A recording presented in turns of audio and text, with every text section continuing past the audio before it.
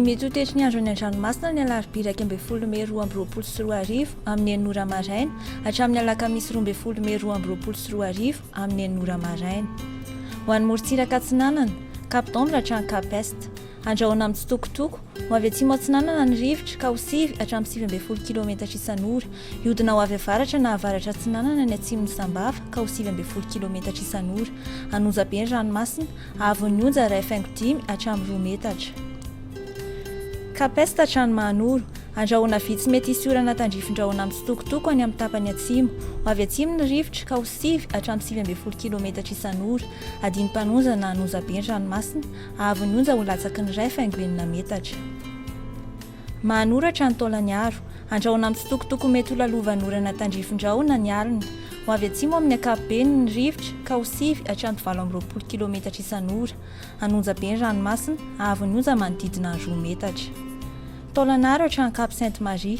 Hanorana tandrifin-drahoana amin'ny tsitokotoko mety iray kotroka indraindray. Ho avy atsimo Atsinanana ny rivotra ka ho 9 km isan'ora. Hanoza be ny ranomasina, avon'ny onja ho 2.5 hatramin'ny 2 metatra. Ho an'ny morontsiraka andrefana, Cap Sainte-Marie hatrany Cap Saint-Vincent. Andrahoana amin'ny tsitokotoko mety iray orana tandrifin-drahoana indraindray indrindra ny alina.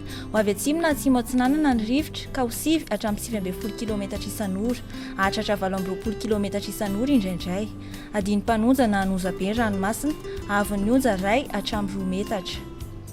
Cap Saint-Vincent hatrany Cap Saint-André. Ibalika ny masoandro. Ho avy atsimo amin'ny ankapobeny ny rivotra ka ho 9 hatramin'ny 20 km isan'ora. Hananika ny 17 km isan'ora indraindray. Adiny mpanonja ny ranomasina, avon'ny onja latsaky ny 2 metatra. Cap Saint-André hatrany Analalava. Andrahoana vitsy na ho maina ny andro.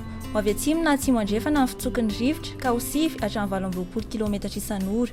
Hananika ny 17 km isan'ora eo anelanelan'ny Cap Saint-André sy ny Tsinjo. Adiny mpanonja ny ranomasina, avon'ny onja latsaky ny 2.2 metatra. Analalava hatrany Cap d'Ombre. Andrahoana amin'ny tsitokotoko mety iray orana tandrifin-drahoana manodidina ny Nosy Be. Ho avy andrefana ny rivotra amin'ny ankapobeny ka ho 7 km isan'ora. Ho avy atsimo izany indraindray ny maraina ka ho 7 km isan'ora.